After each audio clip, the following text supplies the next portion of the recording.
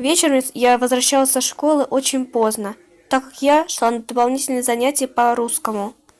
После чего я пришла домой, поела и уже собиралась идти делать уроки, как вдруг ко мне постучались. Но моих родителей дома не было, поэтому я решила подойти к двери и спросить. Я говорю, кто там, а мне в ответ лишь тишина. Я спросила еще раз, но ответ лишь тоже молчание. С третьего раза мне все-таки сумели ответить. Но это был не родной голос, а совершенно чужой. Там говорилось: «Доченька, открой мне дверь. Мне кажется, я домой ключи забыла. Я вернулась домой очень поздно. Прости, что меня задержали на работе». Я сразу же поняла, что это не мама и не папа, а это нечто. Просто пытается ворваться в мой дом и убить меня.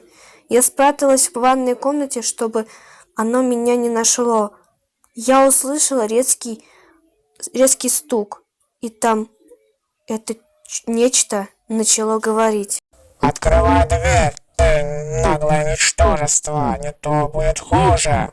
Я промолчала, потому что не хотела говорить этому мерзкому голосу. Отчего я отрубилась. Вдруг я проснулась, лежавшая на кровати, и почему-то не слежавшаяся, потому что так обычно все монстры делают в фильмах ужасов.